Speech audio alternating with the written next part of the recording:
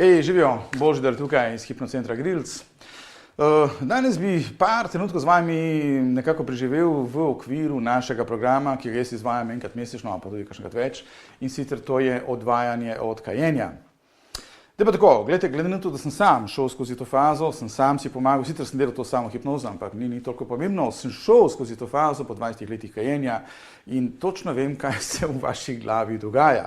Tako da, to je ena prednost. Ena prednost je, ker človek sam na sebi proba, se spomnim še za nazaj, sem analiziral sebe, sem sledil recimo mojim mislim, zakaj mi ta zadeva ne privlači več in tako dalje. Ne. Tako da, je pa tako, ne. Moramo roko na srce, terapija s kajenjem, oziroma za odvajanje kajenja je tako ena kar precej zahtevna iz našega kroga hipnoterapeutov.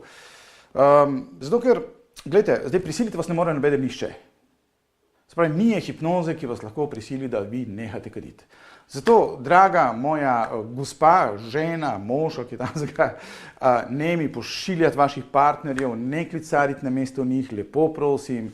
Veste, če vaš partner nima toliko moči, da bi dvignil telefon in mene poklical, bi rekel, jaz pa želim priti na vašo delavnico, potem je vse skupaj brez veze. Nima smisla, tako da že v osnovi vas bom ustavil, kar se tega tiče. Veste, hipnoza je samo pika na i. Nič drugega. Mi ne moramo nobenega prisiliti. Vem, da mogoče vam grejo po glavi tisti filmi, zdaj me gledal globoko v oči, pa bom iz tebe, boš ti naredil tako in tako. Mogoče ste celo mojo oddajo gledali, ko smo se malo hecali. Sam osnova je taka, gledajte, nobeden vas ne more prisiliti nič. Ne. Zato, tako bi rekel, dejte, preden se odločite, da nas pokličete, dejte se malo spustiti v to, okay? Dejte malo razmisliti o tej zadevi. Naredite takole, pridite do trenutka, zdaj bom dal eno mičkano idejo. Pridite do trenutka in morate biti na tem trenutku, ko vi vzamete cigaret in pošteno, sami do sebe rečete, nočem te več v mojem življenju. Pika. Brez onih izgovorov, mi bo škodil, pa bom zbolel, pa je drago, pa smrdi. To so samo izgovori. Okay? Vi ste tisti, ki se odločate. Se pravi, nočem te več v mojem življenju. Pika. In ko ste to sposobni narediti, potem pridete nazaj in bomo mi potem to zapečatili. Ker kaj hipnoza dela? Hipnoza enostavno samo vašo zavestno odločitev porine v podzavest. Nič drugega. Vendar jaz moram imeti to vašo zavestno odločitev. Brez te odločitve ni nič. In smo imeli zanimive primere, takšne in drugačne. Recimo zadnjič je možakar klical, je rekel, veste, kaj se mi je zgodilo, sem pač vplačal to vaše kajenje, se pravi terapijo za kajenje, sem rekel, in pravi sem nehal kaditi. In je šel in deden mimo in me kliče, pravi, evo ne kadim več. Rekel, kaj je zdaj, sem rekel, ok, pridite na kakšno drugo delavnico, pa je prišel potem na neko delavnico samo hipnoze. Po drugi strani me pa gospa kliče, pravi, jaz bi rada vplačala za mojega moža. In sem rekel, gospa, ne počnite tega. Pravi, ne, bom jaz, ker mi je on to naročil. Veste, kadilci imajo to čudno navado, verjetno sem imel tudi jaz, vendar imajo to čudno navado, kako bi lahko temu, to odločitev, ta korak preložiti na nekoga drugega. Prvo bo preložil na ženo ali pa na moža in potem bo pa hotel preložiti na mene. Jaz pa tega ne dovolim, ker jaz vem, da tako ne funkcionira svet. Tako da imamo razne klice, pa kakšna je vaša garancija, ali to 100%, vse te zadeve. Odgovor je ne. Mi smo pika na i. Jaz lahko vašo zavestno odločitev tukaj notri porinem v vašo podzavest. To dela hipnoza in nič drugega. Se pravi, jaz moram imeti tisto vašo odločitev, da rečete, ok, zdaj te pa nočem več v mojem življenju, ko vi to dosežete, ste dobrodošli pri nas. Marsikdo bo rekel, kaj mi bo potem hipnoza. Tudi tu se strinjam. Lejte, če ste vi sami karakter, da to naredite, brez nas, jaz sem že na stotine ljudi srečal, ki so to naredili. Ampak ljudje smo različni, lejte, eni smo bolj odločni, eni smo manj odločni. In tako da to nič kaj takega. Se pravi, odločite se takole, vzamete cigaret in rečete, nočem te več v mojem življenju. Pa brez razlogov, brez tistega, brez unega, bom zbolel, bom umrl in tako dalje.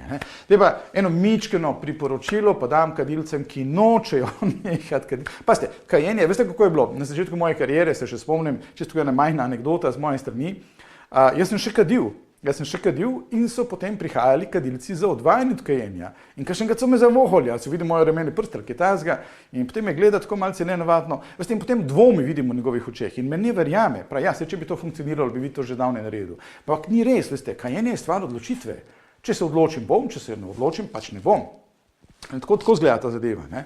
Tako da, dejte, mislim, morate dozoreti. Veste. Jaz, kakšenkrat, ko sem 1 na 1 delal, sem dostikrat človeka niti sprejel nisem.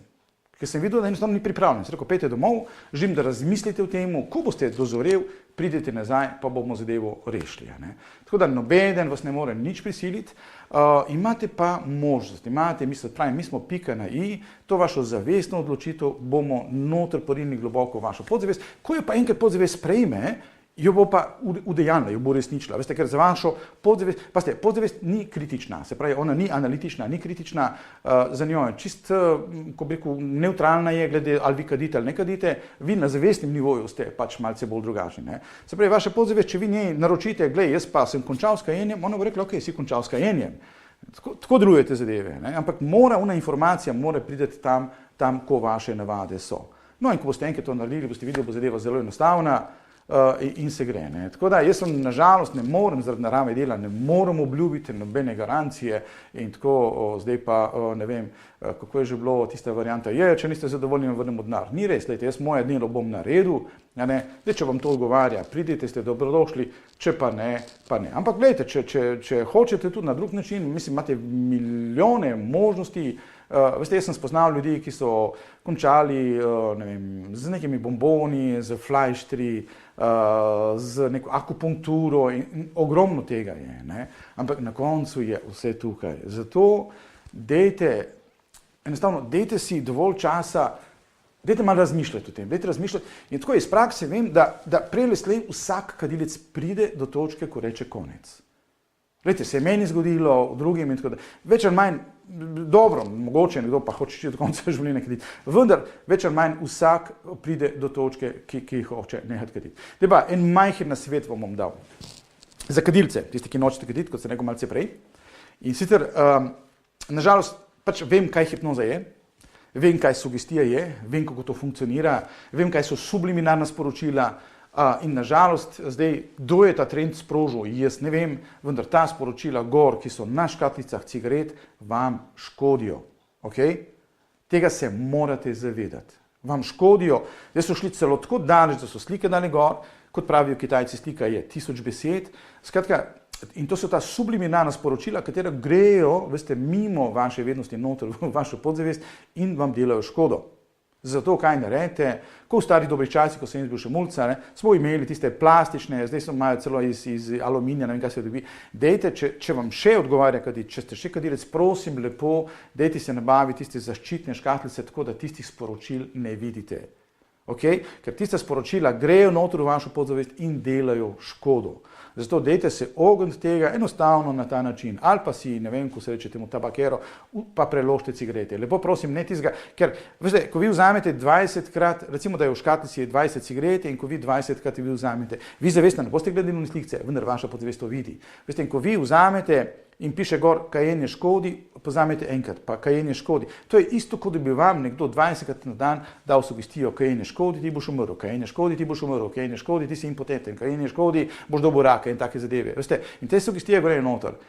In če hočete sami sebi dobro, dejte to zaščititi. Ne vem, dejte, če nič drugega, lepilni trak, če da se ne vidi tizga, razumete, če se cigarete. Enostavno ustavite to zadevo, ne vem, zakaj se to trendi zdaj razvijajo okoli. Kar se meni tiče, jaz bi to zakonsko prepovedal, nimam te moči, ne, ampak dejte se pa zaščititi na ta način, če vam še kaj ni odgovarja. Ko so se pa odločili, da pa za zadevo nehate, ajde, lepo prosim, gor na naš hipnocenter Krilc, pokličte, pa vam bomo pomagali. Okay? Hipnoza ne prisili človeka v nehanje kaditi, lahko mu pa pomaga pri tem, da on s to zadevo zaključi. Okay? Se vidimo med nekadilci.